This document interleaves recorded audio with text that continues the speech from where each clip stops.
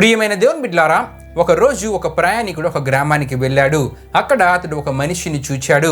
ఆ మనిషి ఒక పెద్ద రాయిపై ఒంటి కాలు మీద నిలబడి రెండు చేతులు పైకి ఎత్తి చాలాసేపు నిలబడి ఉన్నాడు.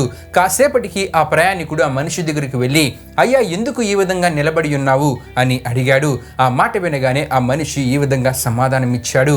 అయ్యా, ఈ రెండు చేతులు చాలా తప్పులు చేశాయి, దొంగతనాలు చేశాయి, ఎంతో మందిని గాయపరిచాయి, గనుకనే రెండు చేతులను నేను శిక్షిస్తూ ఉన్నాను. ఇలా శిక్షించడం వల్ల నా పాపాలు పోయి నేను పరిశుద్ధుడను పవిత్రుడను అయిపోతానని చెప్పి ఆ ప్రయాణికుడికి సమాధానం ఇచ్చాడు. ఆ మాట వినగానే ఆ ప్రయాణికుడు సున్నితంగా ఆ వ్యక్తితో ఈ విధంగా అన్నాడు, అయ్యా, నీ శరీరాన్ని శిక్షించడం వల్ల నీ పాపాలు పోవు. నిజమైన మార్పు రావాలంటే నీ శరీరాన్ని కష్టపెట్టకూడదు, కానీ నీ హృదయం మారితేనే నిజమైన మార్పు వస్తుంది. నీ హృదయం మంచిదైతే నీ జీవితం మొత్తం మంచిగా ఉంటుంది అని అన్నాడు.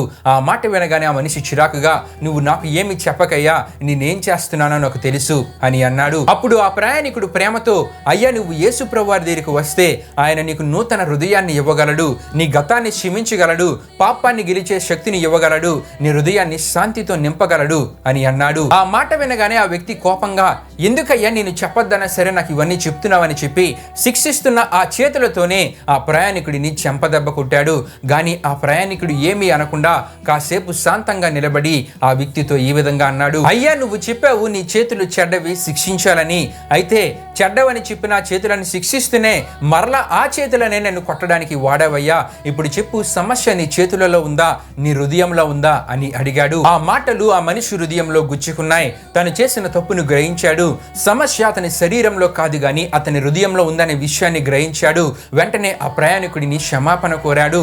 నిజమైన దేవుడైన యేసు ప్రభువారిని అంగీకరించి నూతన జీవితాన్ని ప్రారంభించాడు. ప్రియమైన దేవుని బిడ్డలారా, శరీరాన్ని శిక్షించడం వల్ల మన పాపాలు పోవు గాని నిజమైన మార్పు మన హృదయం మారినప్పుడు మాత్రమే వస్తుంది.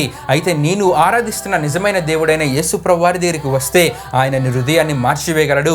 ఎందుకంటే దేవుని వాక్యంలో మనం చూస్తే గనుక, నూతన హృదయము మీకు ఇచ్చేదను, నూతన స్వభావమును మీకు కలుగజేసేదను, రాతి గుండెను తీసి మాంసపు గుండెను మీకు ఇచ్చేదనని యేస్కేలు గ్రంథంలో మనం చూస్తుంటాం. గనుక ప్రియమైన దేవుని బిడ్డలారా, నిజమైన మార్పు శరీర శిక్ష ద్వారా కాదు గాని యేసు ప్రభువారి దగ్గరికి వచ్చి పాపాలు ఒప్పుకున్నప్పుడు ఆయన మన జీవితాలలో నూతన హృదయాన్ని కలుగు చేసినప్పుడే. ఎందుకంటే ఆయన మన పాపాలను క్షమిస్తారు, నూతన హృదయాన్ని ఇస్తారు, మన కొరకే సిద్ధపరిచిన నిత్య జీవానికి మనల్ని నడిపిస్తారు. ఆమేన్.